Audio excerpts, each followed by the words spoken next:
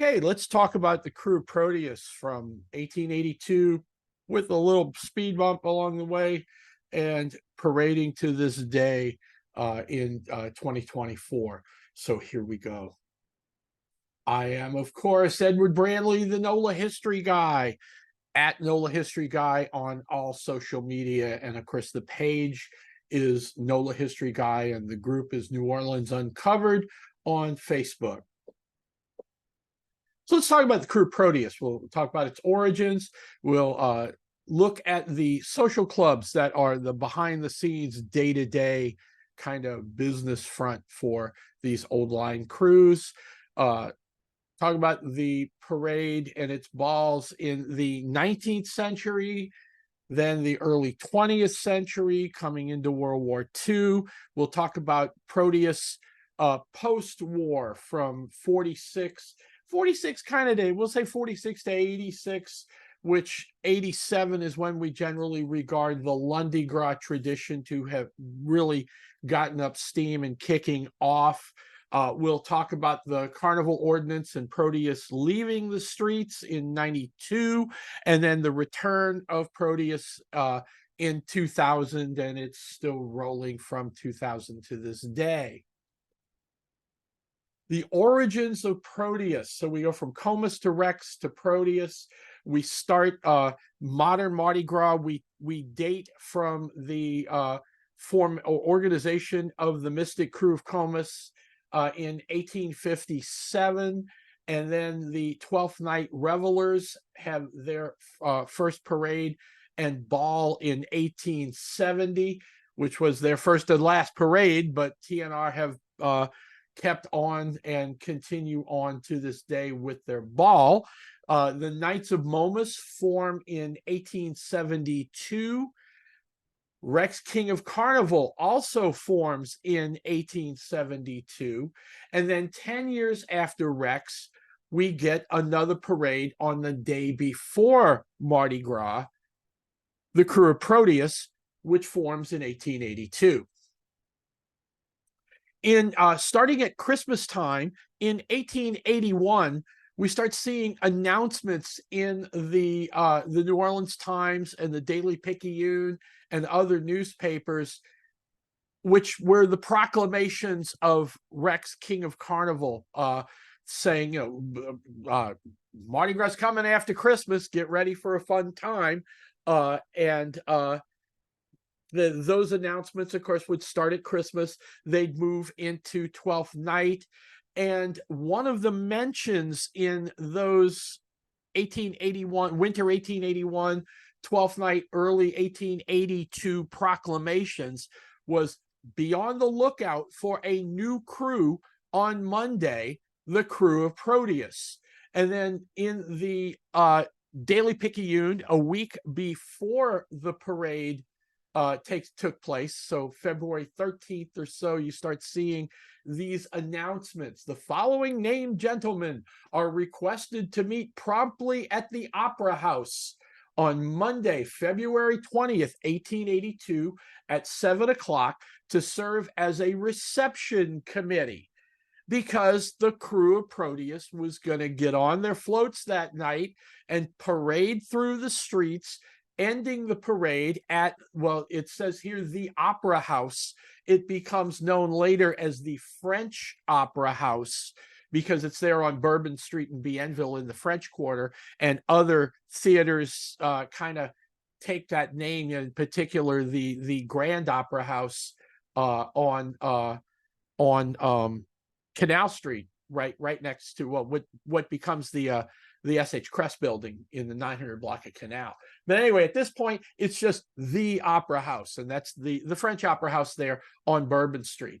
And then there's your reception committee with Colonel Louis Bush as the chairman, and a whole bunch of those guys that these are the organizers. They're not members of the crew, but they are dignitaries appointed by the crew as a reception committee. And you see a lot of the old line crews still do this, where you've got the crew who are masked and anonymous, and then the general committee, who are guys that are business associates of crew members and buddies of crew members. Maybe they don't have the financial wherewithal to put out to pay for the membership and everything else, but they come help and they serve as dignitaries on the night of the ball. The general committee takes on an additional role for the crew members that we'll talk about with dances at the ball in a little bit. So this is the announcement. It's like, show up next Monday, and these are the crew members. The tradition here is, of course, that the women were wearing formal long dresses and gowns. The men would wear evening attire, which was generally assumed to be a tuxedo, black tie. But then the committee members would wear white tie and tails, and that would distinguish them from just being a guest of the crew and going from there. Ladies not in full dress will be conducted to the upper tiers. In other words, you get to sit in the box and watch, that kind of thing. Whereas you had to be properly attired to be down on the floor as the crew comes in. All seats are considered as reserved for ladies. We'll get into that in a little bit. And you kind of get the idea there. Guests are warned that invitations are purely personal and cannot be transferred. And again, we get in, and that becomes part of the whole personal secrecy tradition of these events. To this day, people are like, can you hook me up with going to the Comus Ball and everything else, so that's where it starts. So these are the beginnings of it. The parade hasn't happened yet, but you're seeing the publicity begin for that first parade of Proteus on February 20th, 1882. Here's one of the float sketches. The first theme for Proteus in 1882 was ancient Egyptian theology. In other words, the floats part of the tableau was to present floats, each one themed for an Egyptian god. And this is the Egyptian god Apis on his barge on the Nile, and his attendants and musicians and trumpeters and everything else.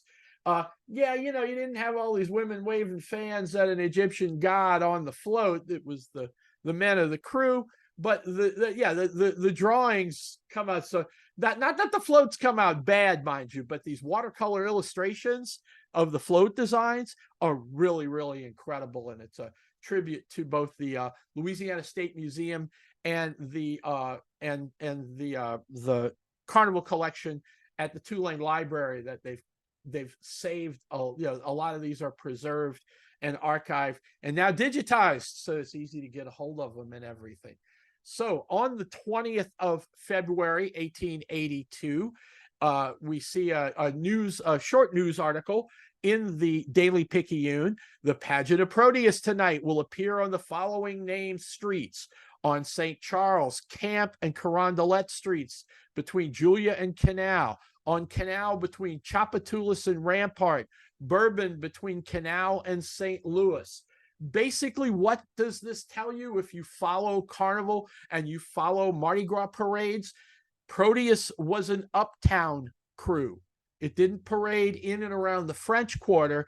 It started uptown. And what we now refer to as the quote-unquote standard uptown route, this is more or less that idea that the parades would start way up on Napoleon or possibly on Jackson Avenue and would come down St. Charles Avenue. They'd parade down St. Charles. They hit Harmony Circle, do a half circle around the Harmony Circle, and then come back out onto what used to be called St. Charles Street. It was referred to as St. Charles Avenue when it was the neutral ground and the streetcar ran in the middle and everything else. But when you hit Harmony Circle, coming into town, the streetcars came in on, originally came in on Baronne. Then now the streetcar comes in on Carondelet, turns around and comes back outbound on St. Charles. But the parade makes the half circle of Harmony Circle and then goes down St. Charles Street, basically the wrong way. It's a one-way street the other way, but for the parade, it goes down St. Charles, we hit Poydras, we cross Poydras. They come to Gallier Hall, and when the parade gets to Gallier Hall, the crew stops. The king is toasted by the mayor and city officials, and then they proceed on to Canal Street. The parade it would make its stops at the Pickwick Club and the Boston Club, and then head into the French Quarter until, was it 1914, I think, was when the French Opera House burned down. But basically they went up Canal Street, turned onto Rampart, turned into the quarter, turned onto Rampart, made a U-turn on Rampart, turned onto Bourbon Street, and then would disband on Bourbon Street. And then the crew members would walk back to the Opera House, and then they would start the tableau ball. So the parade starts at sunset, flambeaux, elaborate floats, exciting presentation for the average people on the street. And that all leads then to the private ball. And the first ball of the Krewe of Proteus, February 20th, 1882. Remember that advertisement saying that your invitation is personal and non-transferable, and et cetera, et cetera? That was your invitation in 1882, was this elaborate card that was that was your ticket into the ball. Beautiful. And of course, Proteus in 1882, if you think of Comus, we've had now 25 years of artistry and design for artists making these invitations for carnival balls. So you can see it's lovely, right? This was your pass into the ball. By all accounts, and in particular this account of the Ball of Proteus on Monday night, February 20th, 1882, the Krewe of Proteus, after their appearance on the streets in a splendid pageant, reappeared at the French Opera House in a brilliant tableau. And you see the papers referring to it as the French Opera House to distinguish it from other theaters and such in town. The house was thronged with a splendid assemblage of ladies and gentlemen. And we had the grand tableau ball at the Opera House on that Monday night. Let's talk for a minute now. The Proteus is now part of the game, right? They're part of the carnival organization scene. That carnival organization scene has again now been around for 25-ish years. The business of this, remember, to this day, Momus, Comus, and Proteus all purport to be secret societies. They're anonymous societies and that kind of thing. They wear full masks on the street when they parade, so you're not supposed to know who they are. Even at the ball, they would get get their wrists slapped, get smacked down a little bit if they would take their masks off. The whole idea was you're a member of the crew and it's a secret society. The business of these secret societies was done at the luncheon clubs, the social clubs that had organized in the mid-1800s and are still around to this day. Basically, again, luncheon business organizations. The first club in New Orleans that's not like a medical society or a legal society, particular professional organization, but a social business luncheon organization, was founded in 1841, and it was known as the Boston Club. And it was called the Boston Club because of the card game Boston. There's no direct affiliation between these guys and those folks up in Boston, Massachusetts. It was designed, the idea here was to refer to it as a place where you gathered and you played cards, in particular the card game, the card game Boston. And you see this with other clubs, like later the chess, checkers, and whist club forms. Whist being a game along the lines of hearts and spades and bridge, where you deal out the deck, you designate a trump suit, and you play taking, 4 players taking tricks. That whole, you get the idea. Boston, these card games. Initially, the Boston Club has extensive connections with the horse racing scene and horse racing community. But by the late 1850s, when Comus forms, you start seeing, well, obviously these are wealthier men in society in New Orleans. That's what happened. That's where Comus draws its initial membership from. So Boston Club and the Comus organization to start developing a relationship that extends, of course, to the other carnival organizations, because they're coming out of this same pool of men. There's a lot of overlap. You'd have people that were in both both in Momus and in Comus and that kind of thing. A lot of it has to do with the debutante cotillion concept, that the carnival balls are the city's debutante cotillions, and that's where the young ladies of society were formally introduced and all of that kind of stuff. So the Boston Club, the Boston Club becomes a big deal here. This is a photo from UNO's collections of the Boston Club at 824 Canal Street, where it still stands to this day, from the 1890s. So the Boston Club becomes that public face, if you will, of these carnival organizations. And for the Momus Parade, the Proteus Parade, Rex on Carnival Day, Comus on Mardi Gras night, the Boston Club erected a large reviewing stand in front of the place. And here is an illustration from Caroline Wogan Duroux, who drew the Queen of the Mardi Gras at the Boston Club in 1940. This is a 1946 illustration, and you see the Queen there with her elaborate bouquet, and then the ladies of the Rex court, and behind them you see Rex dignitaries. You see the guy in a formal mourning suit, because Rex being a day parade, and then folks behind them, club members, guests. Some of them have masks, some of them are in formal day clothes, that kind of thing. So this is 824 Canal. You see this little 3-story building in between a couple of the other buildings on Canal Street. That's the Boston Club. No, you're probably not going to get to have lunch there. Sorry. That kind of thing. So, of course, the Boston Club starts in 1841. It's going to this day.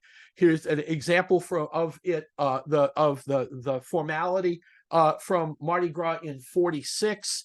In 1952, the former King of England, then the Duke of Windsor, and the woman he loved, the Duchess of Windsor, come to New Orleans for Carnival, and they are invited to watch the parades at the Boston Club in the reviewing stand. They review Rex, they review Comus that night. They go to the Rex ball. They come over to the meeting of the courts on the Comus side of the auditorium, that whole bit. So the Boston Club becomes a big part of this. Now, the thing about these luncheon clubs, these business clubs, they're white men with influence, money, and connections. And that in itself is not without drama. And so you've got where, it's like, yeah, I'm resigning from this club because you won't let my brother-in-law in, or whatever. The old story about Metairie Cemetery, how it was the racetrack and the jockey club, and Howard bought the land and turned it in. He said, it's like, you got blackballed from the club. I'm going to buy all this land and turn it into a graveyard one day. Well, you know what? He did. It's Metairie Cemetery.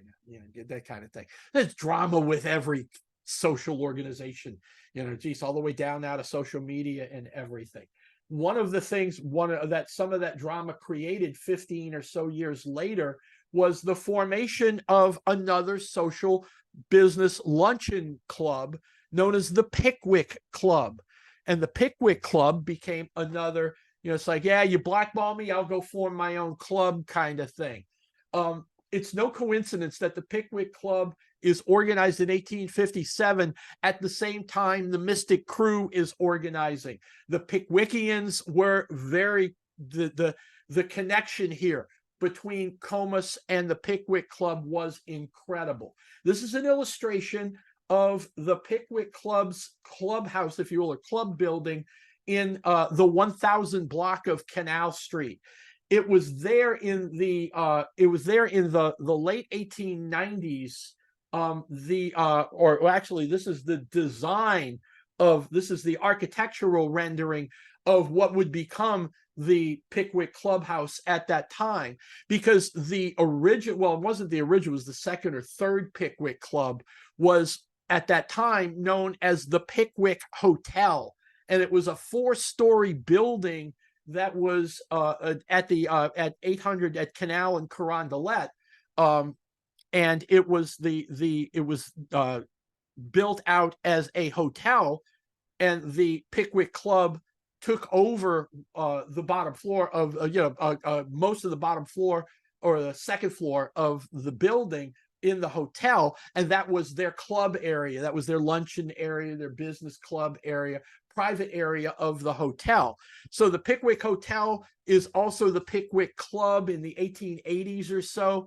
By 1897, that's a whole nother go. You gotta read the Krauss book and the MB book for some of that. But by 1897, the Pickwick Hotel, that building, was sold to Leon Fellman, who had been evicted from the Mercier building across the street. And that's why you see this architectural drawing. The Pickwick Club sold the building and built their own club building a little bit further up the street. And that's this then becomes the turn of the century incarnation of the Pickwick Club. They later sold this building and moved to the corner of St. Charles Street and Canal. And that big white building that you see at St. Charles and Canal is the present day Pickwick Club. The downstairs, the retail piece of that was a Russell Stover candy store for decades. And then the Russell Stover store closed. Starbucks converted that space into a coffee shop. They left last year, and now it's a French truck coffee shop. Still kind of the same idea there. But that's the current incarnation of the Pickwick Club. Now, over time, some of the associations here, and I'm not completely up on this, and if you're more knowledgeable on this than me, which I've picked up a lot of stuff from a lot of sources. God love you, you folks in the Friends of the Cabildo. But I'm told that the Boston Club, which has always been the public face of the School of Design, the Rex organization, is also more now closely aligned with the Mystic Crew, and the Pickwick Club, or the modern incarnation of the Pickwick Club, is more closely aligned with Proteus. So let's talk about parades and balls in the 19th century. So again, we saw the float from ancient Egyptian mythology, the first parade in 1882. Here is the 1887 parade. The theme was Andersen's fairy tales. So each float represented one of Hans Christian Andersen's stories. Here's the Little Mermaid. And so, of course, that's the idea. You have the lovely float, present out a beautiful presentation on the street. The members of the crew would be in aquatic-y type mermaidy, mermen, if you will, costumes.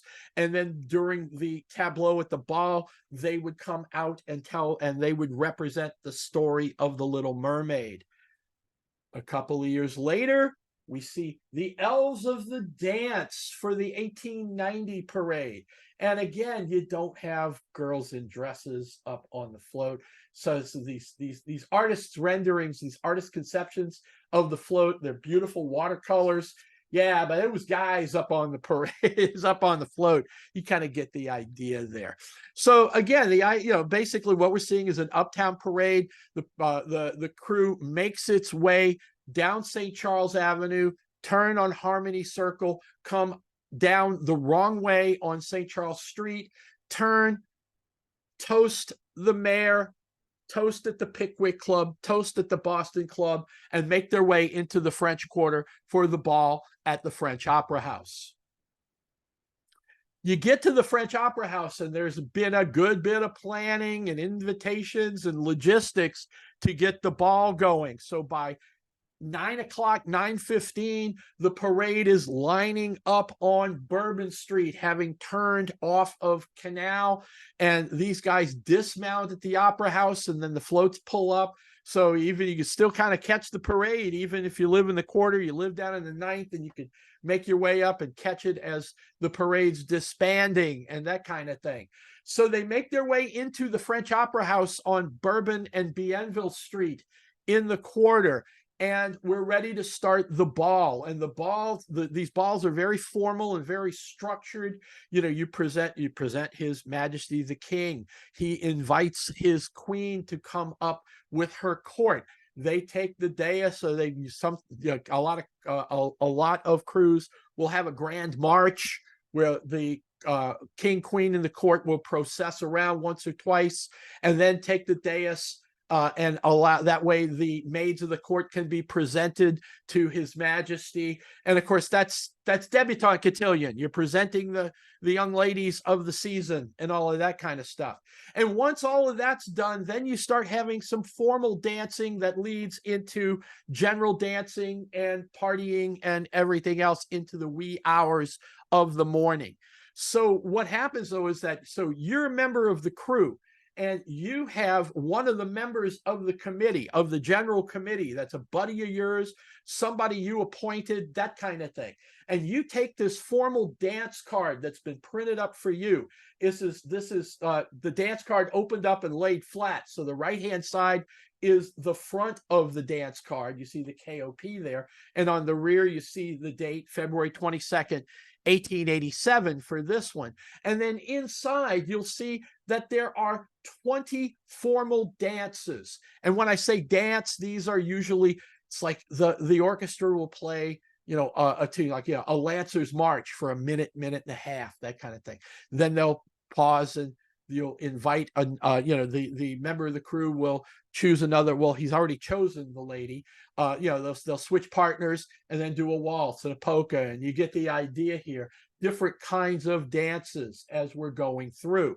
And the idea of what happens with this dance card is the crew member writes down the names of the ladies that he is inviting to dance.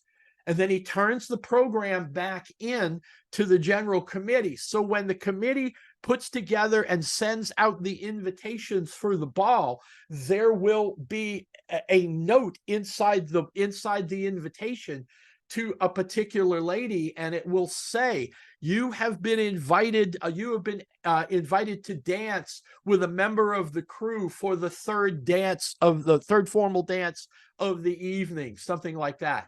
This starts with the Proteus crew, and so by 87, it's become quite the thing. It's what's known in Mardi Gras, in Carnival Ball parlance, as the call out.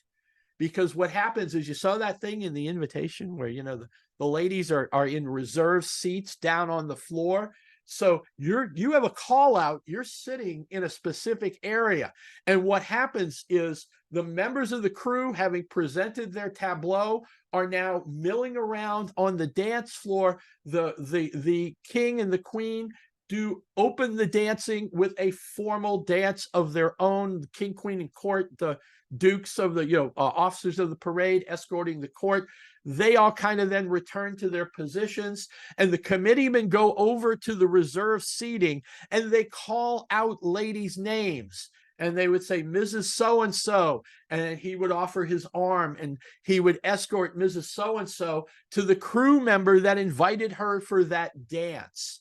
Now, a lot of this is kind of formal and stiff and everything else. It's like, your first dance, your committeeman will go over and fetch your wife and escort her over, and then maybe your two daughters, and then your niece or your granddaughter, this kind of thing.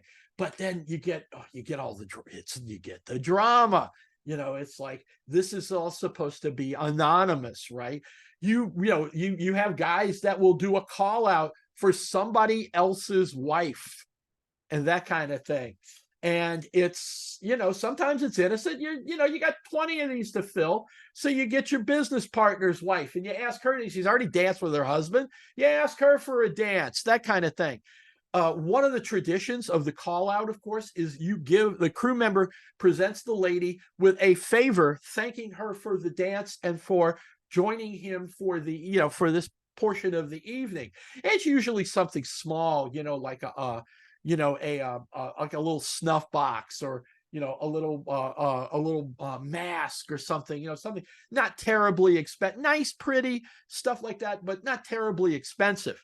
You give your wife maybe something a little more expensive because she's your wife, or you give your mistress that you're seeing on the side maybe something a little nicer than what your wife got. And then they start comparing notes, and here comes the drama, right? And you talk about writing prompts. It's like, you guys want to write about Carnival, come see me again, because I have stories going back to my mama, my grandmother, and everything else about stories they heard or experienced in the mid-century and that kind of thing. So, but anyway, here's a dance card from the 1887 ball. You were given the crew member was given this. He then fills out who he wants to invite. They cross-reference everything. You got two people want to invite the same lady on the same dance. You make the appropriate adjustments, and then the invitations go out. And hopefully merriment ensues and not too much drama. That's the story of the parades and the balls, starting in 1882, coming into the turn of the 20th century, the early 20th century, leading up to the suspension of carnival celebrations for World War II, kind of follow the same pattern. Here's the King's Float for 1907. You can see nowadays we have an expectation that Proteus is god of the sea, and they dress the King of Proteus up looking like something from Greek mythology, looking like a sea a sea creature with a long beard and seashell crowns and that kind of thing. Here you're following the theme a bit more. Like, look at the Moorish attendant, horse attendant, and the arabesque horses pulling the float. Yeah, that's all artist concept, right? You didn't have horses pulling the float because horses would get skittish. You use mules. We'll see that in a moment. Here's a sketch of, it says Proteus at Gallier Hall, 1907. That's the entry in the Commons, but clearly this is probably not Proteus for a couple of reasons. One, as you can see, the concept for the King's Float is quite different than this little royal coach that we see here in 1907. But what probably got this misidentified, it's a John Pemberton illustration from 1907. That's Gallier Hall. But there's you would look at the KOP and say Krewe of Proteus, but there's a couple of things that don't jive here. First off, it's obviously a daytime illustration, which is why I included it, because it's great to see the vibe here, the feel of the municipal reviewing stand. Gallier Hall was City Hall until the 1950s. Now it's the ceremonial City Hall and all of that kind of stuff. NCIS New Orleans used Gallier Hall as the City Hall in the show because CBS pumped a ton of money into renovations for Gallier Hall, so they let them shoot in there like it never changed. It's kind of a neat faux pas, if you will. But yeah, but anyway, at this time it is the City Hall. That's the the government center and all of that stuff. The other thing that doesn't jive here is it doesn't match the crew descriptions for the parade that year. And then the final thing of note is the flag that you see there just behind that wagon, and that is that green, gold, purple flag that's flying toward the right hand side of the illustration. That is the flag of the Rex organization. And if you walk through the Garden District, go see my friend Artie and take a tour, of the Garden District. You'll see that flag flying from a number of houses where there has been a family member who has been king of carnival, and they sport that flag on the house. Couldn't make the parade, didn't quite catch the theme of a float. The Daily Picayune was there for you, and they posted they would include with the paper the next day for each one of the parades a broadside. We see tradition. The Times Picayune still continues this tradition, with modern broadsides for Endymion and Bacchus and other, the other Super Cruise, that kind of thing. And so here you've got, what do we have? We have 4 rows of 5 floats. So there were 20 floats with the theme of North American myth and legends of North American Indians for Proteus on February 12th, 1923. Jump a couple of years ahead. Here's an honest to goodness photograph of a Proteus float. There's a couple of things of note here. There's hardly anybody on it. These floats didn't put more than 5 or 6 people aside. Looks like we got 2 guys, one up front and one toward the back here. There could have been other people. This maybe early in the route and somebody jumped off, or they haven't totally loaded up yet. Or maybe you just had a float where some of these old guys are, I'll catch up with y'all at the ball kind of thing, So, you're in the street and it's just these 2 guys on the float. Note the wagon wheels at the bottom. These are relatively small floats. You'll see this on the modern incarnations of the parade. To this day, these old line crews use these smaller wagon-based floats. The other thing of note here is look at the propulsion system. Can't see their heads, but it's a pair of mules. And there's a black man there in that jumpsuit that is keeping the mules under control. He's hooded up in that jumpsuit with that big hood because the flambeaux are going to be all up and around the floats. And of course, he's there, he works for the stable or works for, a company that does mules. He doesn't want to get kerosene on him or sparks or anything. So he's got that jumpsuit to protect himself, a little safety aspect there. So this is 1926. Gifford Mast from the Keystone View Company shot this photo. It was a stereo photo. So you put this in a stereo viewer, like, the proto older type style Viewmaster type stuff. Proteus 1931. If you watched our episode or read the PDF of our Carnival Primer and our 12th Night stuff, I've used this particular illustration before. This is a float representing a medieval Mardi Gras ceremony or Carnival Day presentation. This was the Proteus Parade in 1931. You can see the Baron or the Earl of the castle there has come down off of his throne to observe the knighting of a young man. So the young guy in the blue and gold with the white plume in his bonnet, he's been dubbed a knight, and now the Earl's daughter or wife is presenting him with his white belt of knighthood and everything else. They did this on Mardi Gras because it was the big day of the blowout, Fat Tuesday, the blowout at the blowout celebration before the first day of Lent. And so the manor starts the spring planting, and they're in their period of fasting and preparation for Easter. And while all that's going on, the squires who are newly knighted now enter the Lord's forces, his small company of knights and soldiers. And by springtime, going into the summer campaigns, they then join up with the monarch, with the king of the nation, and they go off to war. So this is medieval Mardi Gras represented in Proteus of 1931. Cut to the chase here. You can kind of see with that illustration from the Boston Club, this these illustrations of early 20th century carnival and early 20th century Proteus parades.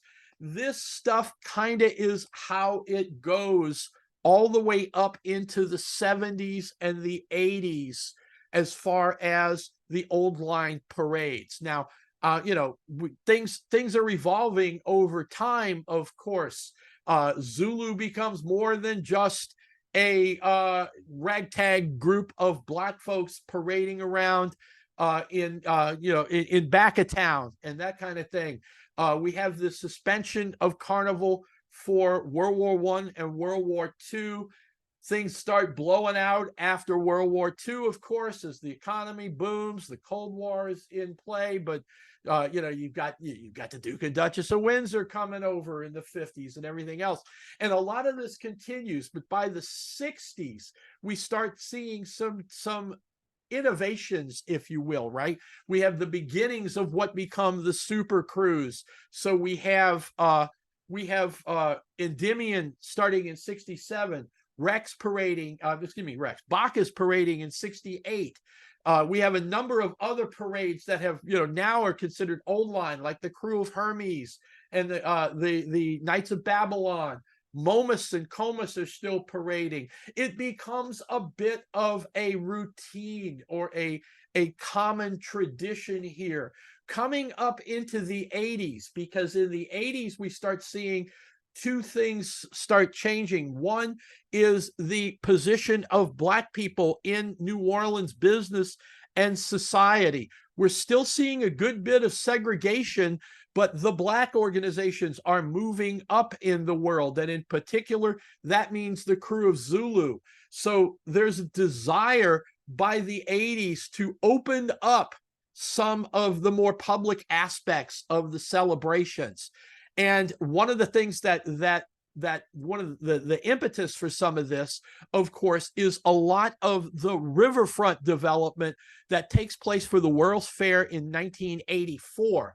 And there's a lot of infrastructure. The Riverwalk Mall is built out of the area that was exhibit area, the convention center that was a big piece of the exhibit area for the World's Fair, Fulton Street. A lot of this starts opening up. We see a revamp of the Spanish Plaza area right at the entrance to the Riverwalk Marketplace there, at Canal and the River. So all of this is starting to develop and open up, and it gets to the point where people are going out on the day before Mardi Gras to celebrate. We start seeing the tradition renewed of wrecks arriving into the city of New Orleans by boat. A Coast Guard cutter would come to Spanish Plaza and let off wrecks. Zulu traditionally always arrived by boat. There was a bit of a boat procession coming from the New Basin Canal to the turning basin there at South Rampart Street in back of town, which was perfect for what, the early days of the Zulu Social Aid and Pleasure Club. Well, they've been elevated now to, that status with the King of Carnival, so that Zulu the King starts arriving by boat on the day before Mardi Gras. By 1987, Errol Laborde, who is one of the organizers of the Funny 40 Fellows, of the modern incarnation of the Funny 40 Fellows, editor for New Orleans Magazine, he coins the term, so it gets used in a lot more common parlance in 87, of Lundi Gras. You've got Mardi Gras, you've got Fat Tuesday, and Errol basically coins the term or the phrase Lundi Gras, Fat Monday, and you start seeing the various formal excitement and everything else that begins with that. That starts in the late 80s. In 87, Proteus is naturally a part of this because you've got all the celebration during the day. Rex arrives on a boat. Zulu arrives on a boat. Zulu starts having a big blowout in Woldenberg Park, and bands and gatherings of folks and everything in Woldenberg Park. So we've got that going. Spanish Plaza, set up a bandstand. You've got restaurants in the area, bar rooms set up little booths, and basically drinking and partying until sunset, and Proteus comes and parades past all of this on their way to their ball. All of this is chugging along for a few years, and then there's a bit of a, I don't want to, the average person did not experience this speed bump, but it became a huge thing, and that was the Carnival Ordinance of 1992. And basically what happened was the city council, supported by the mayor, passed an ordinance that said, if you're going to get a city parade permit, you have to present your membership rolls. And the secret societies said no. Comus, Momus, and Proteus stopped parading in 1992. Comus and Momus never came back. They still have their balls. They no longer used, at that time they switched from their balls being at the municipal auditorium to using hotel room, grand ballrooms, and to this day they still do that. Proteus took a bit of a different path, though, because just before the Carnival Ordinance is passed, a new crew forms and asks for a parade permit for Lundi Gras. And that's the Krewe of Proteus, which is organized by Harry Connick Jr. in 1991. And the next year, the Carnival Ordinance is passed. Proteus doesn't parade. Orpheus immediately starts assuming the prestige level of an Endymion and a Bacchus. Saturday night, Sunday night, Monday night now. And Orpheus becomes a big deal at that point. That motivates Proteus to come back, because, you know, this big parade joins the scene in 91. They're all she wrote, 92, 93, 94. People are like, by 98, 99, coming into Y2K, people are like, what was that parade that used to come before Orpheus? I mean, there were people who actually said things like that. Those of us who've been around knew that, that was Proteus, right?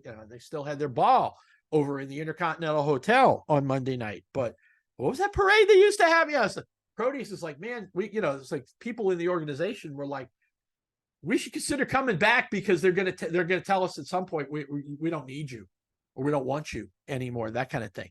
So Proteus returned to the streets in 2000, and with the exception of the cancellations for COVID, they paraded. It's their Lundi Gras thing. Here's Proteus in 2009. You can see you still got the paper mache style floats.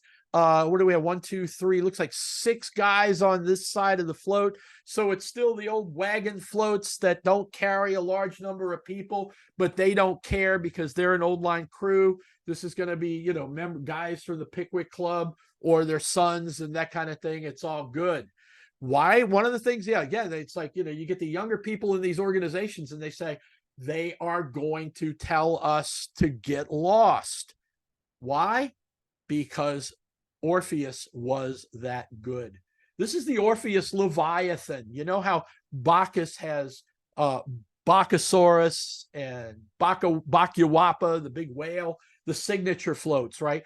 Orpheus has 2 big signature floats. We've got the articulated multi-part Smoky Mary train that's just absolutely gorgeous. And then you've got the Leviathan here, this giant Asian dragon that again, articulated multi-part, all the smoke to make it look like it's coming out of the mists and everything. People are like, what was that parade that used to be before this? That kind of, and you get the idea. Here's Proteus in 2019. Again, not much different here. You basically, you're seeing the same concept here of the wagon wheel. There's seashells and enchanted fish and the waves and everything else. And this is the title float. Telling you it was organized in 1881, going now up to 2019. Bands for the parades on Lundi Gras and Mardi Gras. You don't see a lot of high school bands. Maybe you'll have St. Augustine High School periodically will parade on well, so they periodically parade. They kind of alternate between parading in Zulu and parading in Rex. Occasionally, you'll have like Archbishop Rummel from Metairie and other bands parade, but usually the parades on Lundi Gras and Mardi Gras rely on military bands. This is it's a Marine band, so this is from last year. This is likely the 4th Marine Aircraft Wings marching band, performing band. The thing about these musicians in the Marines, isn't that cute? Don't ever say that to Marines though. It's like these guys, the Marines like to say every Marine a rifleman and all of that kind of stuff. When these guys aren't working on their music, they are the fire-based security for whatever unit the band is part of. So when they deploy, they pick up a rifle and they don't go out and do combat, but they do fire base and headquarters security and that kind of thing. Here's Proteus last year. Bring us all the way around. Here is Proteus last year in 2023. The same wagon wheel floats. You get the idea. They're just that gorgeous old style Proteus with his trident scepter. Almost looks like modern Proteus is checking his cell phone. See what's going on Snapchat as he's going down St. Charles Avenue, that kind of thing. And we'll see him again in 12 days, or so, for Lundi Gras 2024. A word from your sponsor. Buy my books, please. The middle one there, New Orleans Canal Streetcar Line. That's the first Images of America book I wrote for Arcadia Publishing in 2004. It was 40 years since the canal streetcar started in 1861. In 1964, it was converted to bus operation. And then when I wrote the book in 2004, that was the return of the red streetcars and streetcar operation on Canal Street. And geez, it's 20 years already. I'm gonna have to come up and put up something really good for the 20th anniversary of the streetcars in the book. The book on the top left, Brothers of Sacred Heart in New Orleans, is the history of my high school, Brother Martin High School, and in the two predecessor schools that came before it, St. Aloysius High School opened in 1869 at Esplanade and North Rampart. Corrier-Zou High School opened in 1954 on Elysian Fields in Gentilly.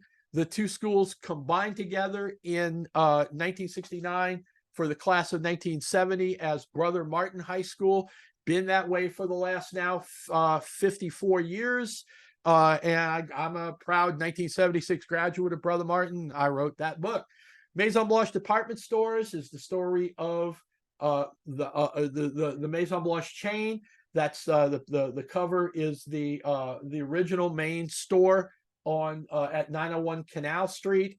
Was there, opened in 1897. The book covers the development, opening of the store, expansion out into the suburban neighborhoods and then out to the malls, and then its closure. It's now the Ritz Hotel building. The bottom left, New Orleans Jazz, originally was going to be a book about Faubourg Treme.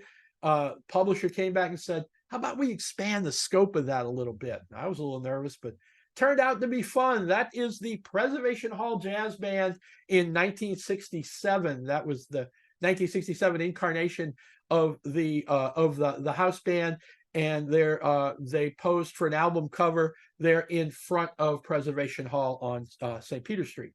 And then the fifth book there, the greenish book, is a different imprint from the Images of America books. It's Legendary Locals of New Orleans. Publisher asked me to do that one. I had so much fun. I was very pleased to do it. Think of it, a classic who's who. It's that kind of thing where you have little short biographies of a whole bunch of different people over the 300-year span of the city. Top left corner, that's Dutch Morial. Top right corner is Chef Austin Leslie with his yachting hat. Became as a signature thing. Bottom right corner is gospel singer Mahalia Jackson. Bottom left corner is Dr. Norman C. Francis, who was longtime president of Xavier University and now has a big boulevard named after him in Mid-City. And Pops in the middle, little Wendell down there on the right-hand side. Looking forward to Wendell's new TV show. I'm sure he's not happy the Ravens lost, but that's a whole nother story. But yeah, it was a fun book to do. So it's those 5 books. And then in 2017, the history, I was pleased to write a book for the History Press. 2017 was the 20th year since Krause Department Store, which opened in 1903, closed. Krause was from 1903 to 1997 was located there. That was the store building at 1201 Canal Street. And the history of the store and its impact on Canal Street and Jewish retailing in general, starting back from the 1880s all the way up to its closure. Just a fun tale to tell. Just, definitely highly, it's like, get the book, then come see me at the coffee shop. We'll talk, if you got stories, I'd love to hear them. Again, I am Ed Branley. I am, my website is NOLAhistoryGuy.com, and that's where you're going to, depending on where you ended up here to hear the podcast, most likely. That picture is my business card. It's actually a picture of Canal and Rampart from 1914 with 3 different kinds of streetcars. You ever have a question, feel free to email me. It's easy to hunt me down from NOLAhistoryGuy.com. Email me, put up a comment on the NOLA History Guy page on Facebook, or come find me on Twitter, whatever the case. You got something, let's you want to share a story, want to ask a question, by all means, let's talk, no problem. Shout out to the folks who created this really neat parchment and ink style template for PowerPoint, which I try to use for a lot of the NOLA History Guy presentations, because it's got that vibe to it, really. I really like that. Thank you for listening. Got any questions? Feel free to give me a shout out. Thank you so much for your time for this presentation.